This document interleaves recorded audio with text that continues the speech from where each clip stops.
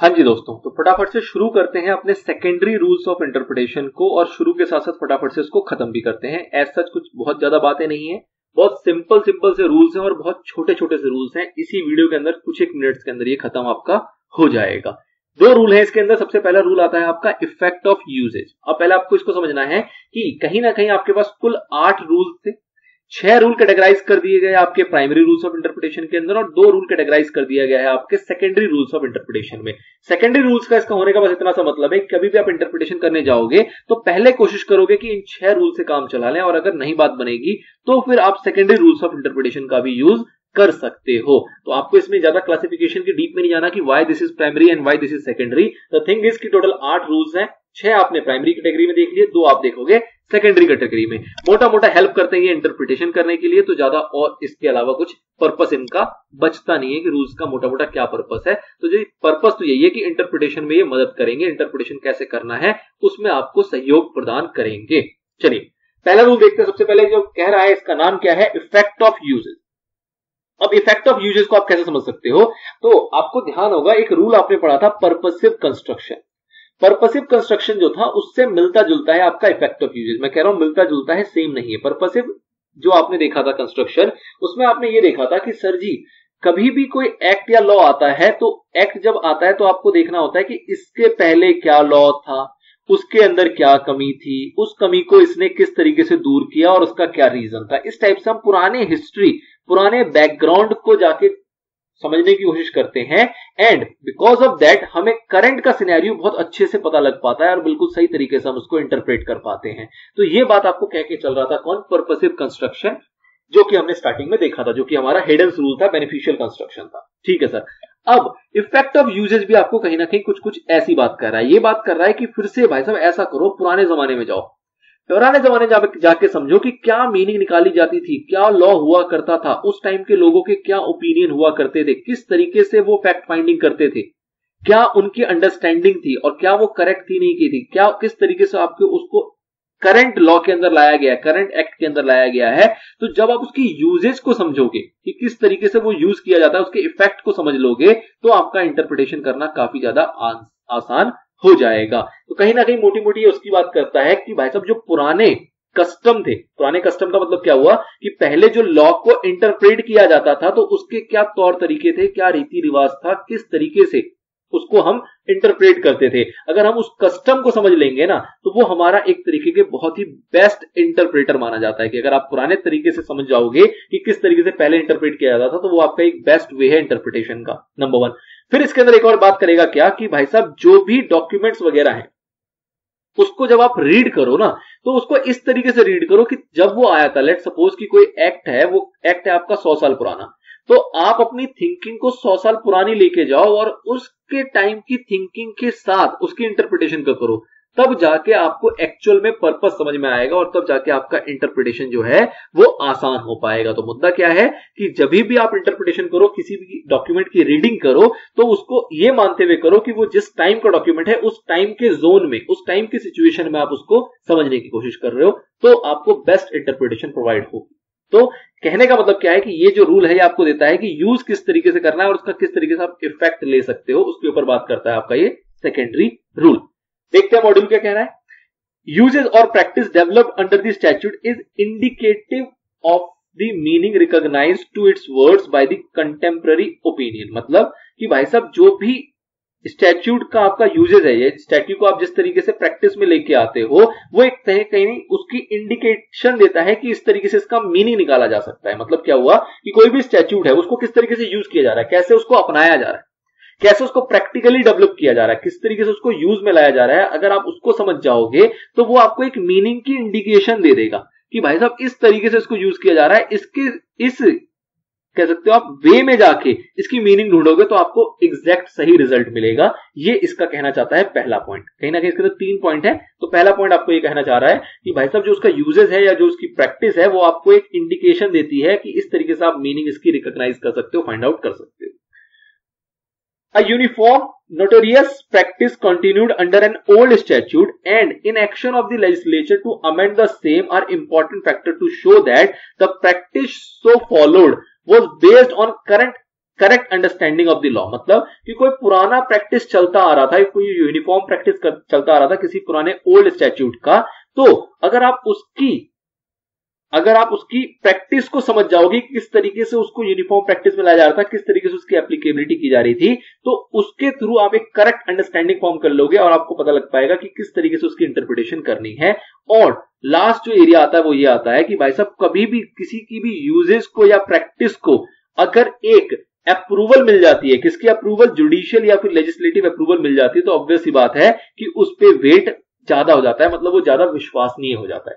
अब इसको कुछ आप ऐसे समझ सकते हो कि कुछ काम है, कुछ भी ऐसी एक्टिविटी है, कोई भी ऐसा एक्ट है जो कि पुराने जमाने से लोग करते हुए आ रहे हैं, पुराने जमाने से 200 साल पहले 200 ईयर्स अगो लोग उसको करते हुए आ रहे हैं। तो अगर ये करते हुए आ रहे हैं और इसके पीछे कोई साइंटिफिकल रीजन है, तो उसके बाद इसके ऊपर क्या करती है गवर्नमेंट, जो है वो असेंट दे देती है कि नहीं ये तो प्रूवन है, ये करना तो इस चीज के लिए फायदेमंद है। अगर इस टाइप से गवर्नमेंट अगर उसके ऊपर अपनी एसेंट दे देती है तो ऑब्वियस सी बात है कि उस पे लोग फिर ज्यादा ध्यान देते हैं। एक तो था कि पहले परंपराएं चलती आ रही थी, लेकिन जब उस परंपराएं के ऊपर कोई भी लॉजिकल एक इंडिकेशन मिल गया, कंफर्मेशन मिल गया, तो उसको फिर लोग ज्यादा अप्लाई करते हैं, ज्यादा विश्वसनीय हो जाता है और उसका कहीं ना कहीं वेटेज बढ़ जाता है, लोगों को उनका भरोसा आना शुरू हो जाता है। तो इसलिए कहा गया कि कभी भी यूजेज या प्रैक्टिस जो पुरानी चलती हुई आ रही है, जो पुरानी डेवलप्ड है ऑलरेडी, उसके थ्रू आप मीनिंग निकालोगे।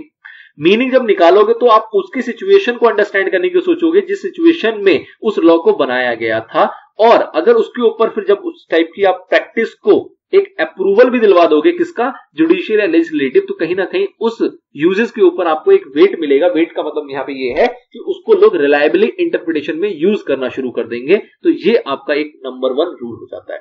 Now In this connection, we have to bear in mind 2 Latin maxims. अब इसी चीज को क्रक्स के रूप में बताने के लिए कहा गया कि कभी भी जब आप इस चीज को समझने जाओगे तो आपको ये 2 लैटिन मैक्सिम को समझना पड़ेगा। क्या है सर? पहला, ऑप्टिमा लेगम इंटरप्रेस एस्ट कॉन्स्टिट्यूट, मतलब the custom is the best interpreter of the law, मतलब कि आपको कभी भी लॉ को इंटरप्रेट करना है तो उसके कस्टम को समझो, उसकी हिस्ट्री को समझो, क्या जमाना था, कब ऐसी चीजें हुआ करती थी, क्या चीजों को दूर करने के लिए लॉ बनाया गया था। मुद्दा क्या है कि परंपराएं अगर आप समझ जाओगे कि किन परंपराओं के तहत ये लॉ बनाया गया है, उस कस्टम को अगर आप समझ जाओगे तो वो आपको एक प्रकार से बेस्ट इंटरप्रेटर के रूप में आपकी मदद करेगा और आप इंटरप्रिटेशन बहुत अच्छे तरीके से कर पाओगे। This is the one part of effect of uses. Now second, कंटेम्परेना एक्सपोजिटो एस्ट ऑप्टिमा इट फोर्टिसिमिया इन लेगे, मतलब क्या है इसका, the best way to interpret a document, अगर एक डॉक्यूमेंट को आपको इंटरप्रेट करना है तो best way is to read it as it would have been read when made, मतलब कि अगर सपोज करो कि 1890 में सपोज करो कि कोई एक्ट आया गया था, तो इस एक्ट को 1890 में जैसे रेड किया जाता था, जिस तरीके से इसको पढ़ा जाता था, वैसे आप आज रेड करो, आज उसको पढ़ो, तब जाके आपको उसका बेस्ट वे ऑफ इंटरप्रिटेशन पता लगेगा। तो कहीं ना कहीं ये वही बात हो गई कि कभी भी जब आप किसी जमाने के एक्ट को पढ़ रहे हो तो उस सिचुएशन, उस जोन में जाके उसको इंटरप्रेट करने की कोशिश करो कि क्या सिचुएशन, क्या सर्कमस्टांसेस रहे होंगे जब ये एक्ट लाया गया होगा, किन चीजों को दूर करने के लिए या किन चीजों को अपनाने के लिए इस एक्ट का प्रयोग किया गया होगा। जब आप इस चीज पे जाओगे तो आपको मोटा मोटा सही इंटरप्रिटेशन वहां पे मिल पाएगा। तो इन शॉर्ट आप कह सकते हो कि हिस्ट्री में बहुत जान होती है। अगर आप हिस्ट्री को जानते हुए इंटरप्रिटेशन करोगे तो आपकी इंटरप्रिटेशन कई हद तक परफेक्ट मानी जाएगी। नाउ आगे देखते हैं, सिंपली स्टेटेड। अब अगर सिंपली इसको कहें तो क्या कह सकते हैं, old statutes and document should be interpreted as they would have been at the time when they were enacted या रिटन। ऑब्वियस बात है कि किसी भी ओल्ड स्टैट्यूट डॉक्यूमेंट्स को अगर आपको इंटरप्रेट करना है तो उसको उस टाइम में जाके आपको इंटरप्रेट करना पड़ेगा जब उसको बनाया गया था, जब उसको लिखा गया था। सिंपल सा वही चीज चल रही है जो पीछे चल रही थी। नाउ एक और इंपॉर्टेंट एरिया यहां पे आता है जिसको कि एग्जांपल के थ्रू समझाया गया है। क्या है ये? Contemporary official statement throwing light on the construction of the statute and statutory instrument made under it have been used as a contemporaneous exposition to interpret not only ancient but even recent statutes in India, मतलब कि इसको ऐसा नहीं कि पुराने जमाने में use किया जाता था, इसको आज के जमाने में भी इंटरप्रिटेशन के लिए यूज किया जाता है। अब ये है क्या? कंटेम्परेरी ऑफिशियल स्टेटमेंट्स है क्या? तो देखो, आप देखते हो कई बार कि कुछ नोटिफिकेशंस आती है, कुछ नोटिफिकेशन आती है किसी एक्ट के अंदर, और इस नोटिफिकेशन के साथ साथ कुछ डॉक्यूमेंट्स भी इशू किए जाते हैं, कुछ डॉक्यूमेंट्स भी गवर्नमेंट के द्वारा इशू किए जाते हैं। तो अगर आपको इस नोटिफिकेशन का या इस ये नोटिफिकेशन जिससे कनेक्टेड है उस एक्ट को इंटरप्रेट करने बैठे हो, तो इस एक्ट को इंटरप्रेट करोगे, नोटिफिकेशन को इंटरप्रेट करोगे, साथ ही में अगर इस डॉक्यूमेंट्स को भी अगर आप समझ जाओगे या समझने की कोशिश करोगे, तो ये आपको कहीं ना कहीं हेल्प करेगा इस नोटिफिकेशन को समझने में और नोटिफिकेशन के थ्रू इस एक्ट को समझने में। तो मुद्दा क्या है कि कोई भी ऑफिशियल स्टेटमेंट होता है which is a part of any act, notification, order, circular, whatever, तो ये जो स्टेटमेंट है इसका भी बहुत इंपॉर्टेंट रोल होता है अंडर इंटरप्रिटेशन। इंटरप्रिटेशन के लिए इस टाइप के डॉक्यूमेंट्स भी बहुत यूजफुल माने जाते हैं। एग्जांपल देख लेते हैं।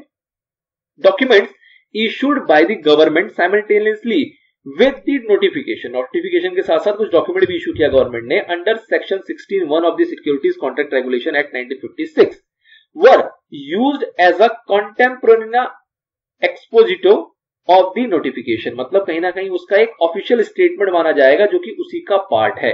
केस स्टडी बेस्ड है, Deshbandhu Gupta and company versus Delhi stock exchange association limited. ठीक है ना। तो कहने का मतलब क्या है कि कोई भी डॉक्यूमेंट्स वगैरह थे तो ऐसा नहीं कि इसको एंशिएंट टाइम में ही इंपॉर्टेंट माना जाता था इंटरप्रिटेशन के लिए, बिल्कुल भी नहीं। आज के टाइम पे भी जो रिसेंट के स्टैट्यूट्स होते हैं इंडिया के अंदर, वहां पे भी इसको ऐसे ही यूज किया जाता है और ये इंटरप्रिटेशन में बहुत अच्छा रोल प्ले करता है। तो अब मोटा मोटा अगर इसका मैं क्रक्स निकालूं तो ये आपको सिमिलर लग रहा होगा, नो डाउट। मैंने आपको पहले बता दिया था पर्पसिव कंस्ट्रक्शन से, बट सिमिलर नहीं है, कहीं और उसके और ज्यादा डीप में जाता है और वो थोड़ा सा डायरेक्शन एंड में चेंज हो गया था उसका, मिसचीफ वगैरह की बातें होने लगी थी। बट यहाँ पे उस टाइप की बातें नहीं है। यहाँ पे सिंपली कहा जा रहा है कि अगर किसी के रहस्य को समझ जाओगे, उसकी अंडरस्टैंडिंग जो पहले हुआ करती थी, अगर आप उसको समझ जाओगे, किस तरीके से पहले उसको यूज किया जाता था उसको समझ जाओगे, किस तरीके से उसको एप्लीकेबल किया जाता था, कौन कौन से डॉक्यूमेंट्स उसके अंदर हुआ करते थे जो उसका पार्ट होते थे, अगर उन चीजों को आप समझ जाओगे तो आज के टाइम में भी आपको उसकी इंटरप्रिटेशन काफी आसान लगने लगेगी। अगर आप उस जोन में जाके इंटरप्रिटेशन करोगे जिस जोन में उसको बनाया गया था, जिस टाइम में उसको बनाया गया था, जिस सिचुएशंस के अंदर उसको इनेक्ट किया गया था, लिखा गया था। ठीक है सर। नेक्स्ट सेकेंड रूल आता है इसके अंदर, सेकेंडरी के अंदर, associated words to be understood in common sense manner. अब इसका मतलब क्या है? एसोसिएटेड वर्ड्स का मतलब क्या होता है कि जब एक ग्रुप के अंदर कई सारे वर्ड्स होते हैं और उससे मिलता जुलता कोई वर्ड एक निकल के आता है तो उसको हम कहते हैं एसोसिएटेड वर्ड्स। एसोसिएटेड वर्ड का मतलब क्या हुआ कि एसोसिएट्स हैं। एसोसिएट्स का मतलब कि एक डब्बा है, लेट से इसके अंदर 10 वर्ड्स हैं, तो 10 के 10 वर्ड क्या माने जाएंगे आपस में? Associated words. मतलब आपस में ये मिले जुले हैं, एक संगत में रहते हैं, एक तरीके के वर्ड हैं। तो जब आप इसकी अंडरस्टैंडिंग लेने जाओगे तो आप इसको कैसे समझोगे? एक कॉमन सेंस मैनर में आपको इसको अंडरस्टूड करना होता है। उसके ऊपर बात कर रहा है आपका ये रूल नंबर 2। ठीक है सर, समझते जरा क्या कहना चाह रहा है। कह रहा है when two words or expression are coupled together, one of which generally excludes the other, obviously the more general term is used in a meaning excluding the specific one. On the other hand, there is a concept of nocitor associs. मतलब क्या है? ये आपने देखा होगा जब आपने पढ़ा था एजेस्डम वाला, एजेस्डम जनरली से आपने देखा था, तो वहां पे आपको कहा गया था कि भाई साहब अगर कोई चीज बड़ी होने लगती है तो हम कहते हैं कि ना अब हमसे ना हो पाएगा। हमसे ना होने का मतलब कि एजेस्डम जनरली जो रूल नंबर 6 था प्राइमरी रूल का, उसमें नहीं हो पाएगा, तब आपको रेफर करना पड़ेगा किसको? इस रूल को, इस कॉन्सेप्ट को। ठीक। It is known by it's associates. It is known by it's associate का मतलब क्या हुआ कि जब एक ग्रुप, एक एसोसिएट्स के अंदर कई सारे वर्ड्स हैं और उसका अगर आपको एक्सप्रेशन समझना है, उसकी मीनिंग को समझना है, तो आप उस केस में क्या करते हो? आप एक जनरल टर्म को यूज करते हो। जनरल टर्म का सर मतलब क्या हुआ? जनरल टर्म का मतलब ये हुआ कि सपोज करो एक वर्ड है, इसके अंदर लेट्स से 2 वर्ड है। ठीक है। अगर ये 2 वर्ड है, एक मीनिंग दे रहा है बिल्कुल स्पेसिफिक। स्पेसिफिक मतलब कि उस मीनिंग को सिर्फ आप वहीं अप्लाई कर सकते हो, और साथ ही में एक जो दूसरा वर्ड है वो एक मीनिंग दे रहा है जो कि जनरल नेचर का। जनरल नेचर का मतलब कि उसकी एप्लीकेबिलिटी कई जगह पे की जाती है, बहुत वाइडली एप्लीकेबल है। तो उस केस में ये जो रूल है ये आपको बताता है कि भाई साहब इस स्पेसिफिक वाले को छोड़ दो क्योंकि ये एक ही जगह काम आएगा, आप जनरली वाले को यूज करो जो कि बहुत जगह काम आएगा। मतलब कि वो ज्यादा मोर एप्रोप्रिएट एंड मोर वाइड उसकी मीनिंग है और एप्लीकेबिलिटी है। तो इसलिए इस जनरल टर्मिनोलॉजी, जनरल टर्म को आप यूज करते हो, एक्सक्लूड कर देते हो, छोड़ देते हो किसको? इस स्पेसिफिक वाले। ठीक। मतलब कि अगर एसोसिएटेड वर्ड्स हैं तो एसोसिएटेड वर्ड्स के अंदर आप जनरल, जो कि आपको ज्यादा मोर वाइड मीनिंग दे रहा है, मोर एप्लीकेबिलिटी मीनिंग दे रहा है, मोर एप्रोप्रिएट मीनिंग दे रहा है, एज कंपेयर टू स्पेसिफिक जो कि कहीं ना कहीं रेस्ट्रिक्ट कर रहा है आपकी मीनिंग को, तो आप इस स्पेसिफिक को आप वहां पे छोड़ते हो और जनरल मीनिंग के साथ आप आगे बढ़ जाते हो। और थोड़ी डीप में जाएंगे, इसकी आगे समझने की कोशिश करते हैं। Now that is to say that the meaning of a word is to be judged by the company it keeps. तो इस बेसिकली टर्म का ये मतलब है कि भाई साहब अगर एक वर्ड की मीनिंग के ऊपर बात करें तो वो डिपेंड करता है उसकी कंपनी कैसी है। इसको आप इस तरीके से ले सकते हो, जैसे कहा जाता है कि जो एक बच्चा है वो जिस संगत में रहता है उसको उसी संगत के जैसा मानने लगते हैं। मतलब कि लेट्स से एक ग्रुप है जिसके अंदर 10 जो हैं वो लेट्स से चोर हैं, 10 व्यक्ति हैं वो चोर है, तो 10 के अंदर से कोई अगर एक व्यक्ति ऐसा होगा जो चोरी नहीं भी करता होगा तो उसको लोग ट्रीट कर लेते कि भाई साहब ये भी चोरी है, ये भी चोरी है। या फिर अगर 10 ऐसा ग्रुप है ऐसे लोगों का जिसके अंदर 10 के 10 जो है वो बिल्कुल जेन्युइन साइंटिस्ट टाइप के लोग हैं, बिल्कुल बहुत ज्यादा विद्वान है, बहुत ज्यादा पढ़े लिखे हैं, इस टाइप के लोग हैं, तो उसके अंदर से कोई एक अगर थोड़ा ऐसा भी हो जो कम पढ़ा लिखा होगा तो हम उसको क्या मान के चलते हैं कि यार ये भी पढ़ा लिखा है, इनकी संगत में रहता है ना तो पढ़ा लिखा होगा। तो मुद्दा क्या है कि किसी भी वर्ड की मीनिंग को कैसे जज कर लिया जाता है, जिस कंपनी में वो रह रहा होता है। तो ये तो मैंने इंसान से बताया, ऐसे आप वर्ड से रिलेट करो कि कोई वर्ड जो है वो एक कॉमन एरिया का है, एक कॉमन मीनिंग को सर्व करता है, तो उसके इसमें अगर मल्टीपल वर्ड्स हैं तो उसके इसमें जो वहां पे कंपनी होगी, मतलब जो उसका मोटा मोटा सभी वर्ड की मीनिंग निकल के आ रही होगी, उसी मीनिंग के साथ उस वर्ड को भी वहां पे काउंट कर लिया जाता है, उसकी एक अलग से मीनिंग ढूंढने की कोशिश नहीं की जाती है। When two or more words which are capable of analogous मतलब similar or parallel meaning are coupled together, then they are to be understood in their cognate sense, जैसे कि akin in origin, nature और quality. They take as it were their color from each other, that is more general is restricted to a sense analogous to the less general. मतलब कि जो more general होगा, जो ज्यादा general applicable होगा, देखो इसको आप इस तरीके से समझ सकते हो कि let's say एक word है, एक आपका कोई शब्द है, उसको आपने उसकी मीनिंग निकाली, अब उसकी मीनिंग आपकी निकल के आई वो कुछ ऐसी है कि एक उसकी मीनिंग इस प्रकार से निकल रही है जिसको आप अगर किसी भी सिचुएशन में यूज करने की कोशिश करोगे तो वो बिल्कुल सेट बैठेगा, और इस वर्ड की एक मीनिंग ऐसी निकल रही है जो कि एक पर्टिकुलर सिचुएशन जहां की आप बात कर रहे हो वहां तो सेट बैठेगा, लेकिन और जगहों पे वो सेट नहीं बैठ रहा।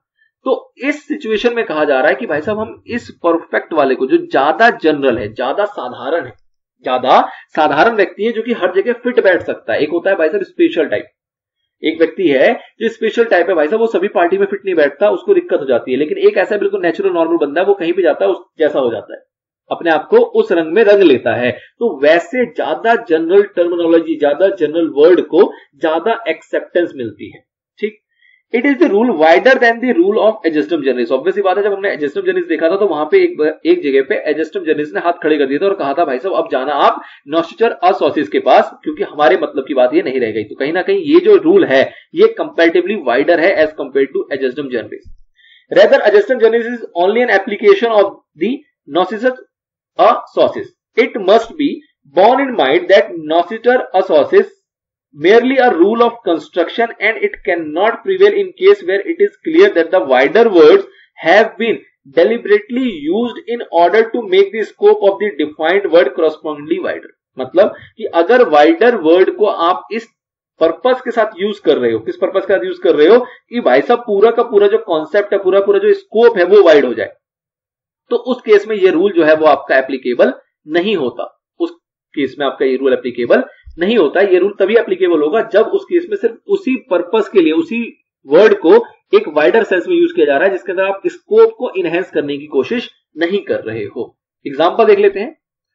For example, in the expression commercial establishment, अगर एक्सप्रेशन कहीं पे लिखा है कॉमर्शियल एस्टेब्लिशमेंट तो इसका मतलब क्या है कि an establishment which carries on any business, trade और प्रोफेशन। मतलब कि उस कॉमर्शियल एस्टेब्लिशमेंट के अंदर कोई भी बिजनेस किया जा रहा है, ट्रेड किया जा रहा है, प्रोफेशन किया जा रहा है। अब इसमें दिक्कत क्या आ रही है कि सर जी इस प्रोफेशन को आप क्या समझोगे, ये बताओ।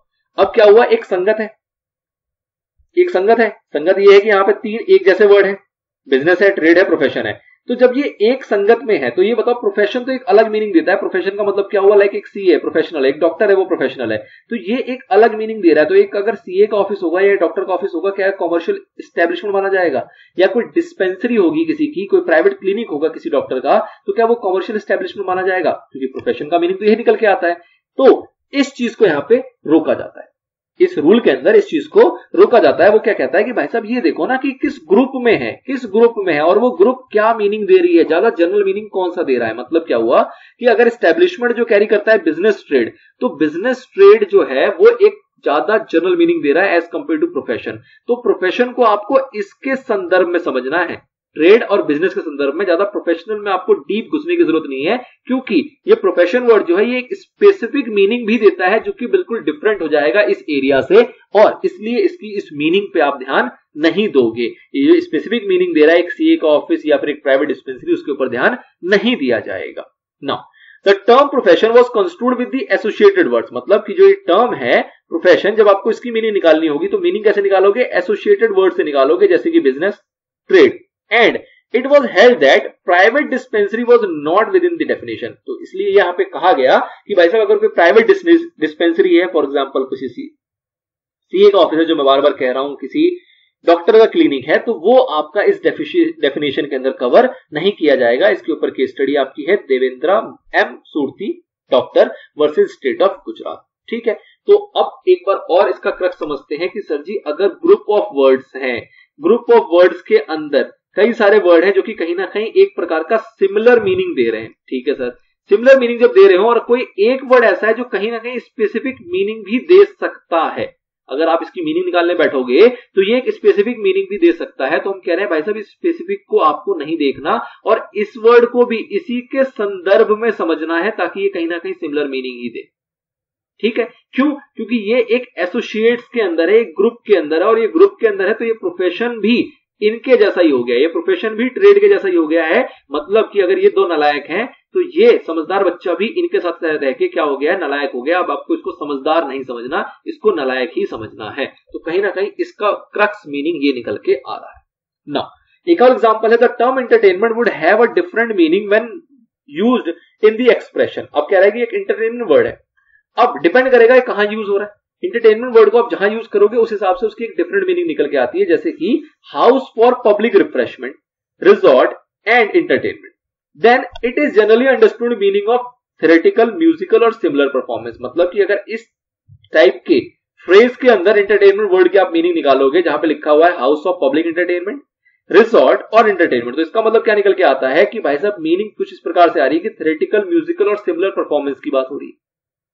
ठीक है सर, सिमिलरली तो मतलब ये मीनिंग की बात हो गई। अगर अदरवाइज एंटरटेनमेंट का मतलब बहुत कुछ हो सकता है, लेकिन जब आप किसी एक फ्रेज के अकॉर्डिंग जब उसकी मीनिंग ढूंढोगे तो आप देखोगे कि भाई साहब ये किस संगत में है, ये वर्ड जो है एंटरटेनमेंट वर्ड जो है ये फिलहाल किस संगत में बैठा है, और जिस संगत में बैठा है उस हिसाब से ही इसकी मीनिंग निकल के आएगी। एक और एग्जांपल है, एक्सप्रेशन है प्लेस ऑफ पब्लिक रिजॉर्ट। अगर ये एक्सप्रेशन को आप देखने जाओगे तो इसकी एक मीनिंग ये निकल सकती है when coupled with expression roads and street. मतलब कि लिखा हुआ है place of public resort under roads and street, तो अगर इसके साथ इसकी मीनिंग निकालते हो तो इसकी मीनिंग कुछ और निकलेगी। And the same expresses place of public resort would have a quite different meaning when coupled with the word houses. अगर हाउसेज के साथ आप निकालोगे इसकी मीनिंग की प्लेस ऑफ पब्लिक रिजॉर्ट का मतलब क्या है, तो ये आसपास के पब्लिक रिजॉर्ट हो सकते हैं, आपके क्लब्स वगैरह हो सकते हैं, आपकी पार्किंग स्पेस वगैरह हो सकती है, गोडाउन वगैरह हो सकते हैं, तो इस टाइप की वर्ड की मीनिंग निकल के आ रही है। लेकिन जब आप बात करते हो रोड स्ट्रीट से रिलेटेड तो यहां पे डिफरेंट मीनिंग निकल के आती है। तो कहने का मतलब क्या है, overall again moral of the story क्या है कि जिस वर्ड की आप बात कर रहे हो उस वर्ड की मीनिंग हो सकता है कि अगर वो वर्ड अकेला हो तो वो उसकी मीनिंग कुछ और निकले, लेकिन आपको देखना है कि अगर वो किसी ग्रुप के अंदर है, किसी एसोसिएट्स के अंदर है, तो उस ग्रुप के साथ, उस ग्रुप के संदर्भ में उसकी मीनिंग क्या निकल के आ रही है, जो कि उस ग्रुप को एक जनरल मीनिंग देगी, उसको आपको वहां पे यूज करके चलना है। आपको उस पर्टिकुलर वर्ड को पकड़ के स्पेसिफिक नहीं होना। आगे देखते हैं, इन कंस्ट्रक्टिंग द टर्म, एक और एग्जांपल है basically, in constructing the term power, privileges and immunities of a house of the legislature of a state conferred in article 194 of the constitution, the Supreme Court said that the word power must take its colour from the word in immediate connection. मतलब कि कहीं पे word लिखा गया है power, अब इस powers जो वर्ड को यूज किया गया है ये क्या सिर्फ अपने आप में कुछ यहां पे क्लियर कर पाएगा? बिल्कुल भी नहीं। पावर को आपको देखना पड़ेगा कि इसके इमीडिएटली कनेक्शन में किस टाइप के वर्ड्स हैं और उसका कलर इसके ऊपर आएगा, मतलब उसके संगत का असर इस वर्ड के ऊपर पड़ेगा और उसके बाद ही इसकी इंटरप्रिटेशन हो पाएगी। And that it should be construed to refer not to legislative power but to power of houses which are necessary for the conduct of its business। तो कहने का मतलब क्या है कि depending upon the situation, depending upon the संगत, depending upon the associate, depending upon the group, depending upon the category, किसी word की मीनिंग की इंटरप्रिटेशन निकाली जाती है, ना कि उसकी इंडिविजुअल मीनिंग पे हम ध्यान देते हैं। ऑल्दो इंडिविजुअल मीनिंग को स्पेसिफिक हो सकती है, लेकिन हम जिस संदर्भ में बात कर रहे हैं, जिस एसोसिएट के साथ बात कर रहे हैं, उसके अकॉर्डिंग उसकी एक जनरल मीनिंग निकालेंगे और उससे हम उसकी इंटरप्रिटेशन करके चलते हैं। This is all about the second rule of secondary rule. Secondary rule का आपका सेकेंड रूल था जो कि मोटा मोटा आपको इस एसोसिएट वर्ड और इसकी मीनिंग, इसकी इंटरप्रिटेशन के ऊपर पूरी जानकारी दे रहा था। कहीं ना कहीं मिसलेनियस एरिया था जो कि सेकेंडरी रूल के अंदर कवर कराया गया है। ऑल्दो प्राइमरी रूल जो 6 हैं ये अपने आप में सफिशिएंट है इंटरप्रिटेशन के लिए। ऑल्दो ये 6+2 जो 8 के 8 रूल हैं ये सारे डिस्क्रिशनरी में आते हैं कोर्ट के, कि वो चाहे तो इनको यूज करे और चाहे तो इसके अलावा वो अपनी और भी कोई साइंस लगा सकता है। It's under the power of the court for the purpose of interpretation. But exam point of view से आई होप आपको 6 और +2 ये 8 के 8 रूल बहुत अच्छे समझ में आ गए होंगे। नेक्स्ट एरिया आपको पता ही है कि हम एड्स टू इंटरप्रिटेशन की बात करेंगे, जिसके अंदर इंटरनल एड्स भी हैं और एक्सटर्नल एड्स भी हैं, जो कि हमारा नेक्स्ट पार्ट से शुरू होगा। अभी के पार्ट में इतना ही। एक बार इसको रिवाइज जरूर कर लेना जो कि आपने ये 8 के 8 यहाँ पे रूल्स को समझा है, ताकि जब आप नेक्स्ट पार्ट में जाओ तो ये एरिया आपको कवर हो जाए। मैंने आपको स्टार्टिंग बताया था कि ये चैप्टर 2 एरिया में डिवाइडेड है। फर्स्ट एरिया है रूल्स जो कि हमने कवर कर लिया। दूसरा एरिया है आपका एड्स जो कि हम कवर आगे चल के करेंगे। रूल्स भी 2 थे, प्राइमरी सेकेंडरी, एड्स भी 2 है, इंटरनल और एक्सटर्नल। एट लास्ट आपका आएगा छोटा सा पार्ट, उसको हम देख लेंगे बाद में। मिलते हैं नेक्स्ट पार्ट में, तब तक के लिए goodbye and good luck.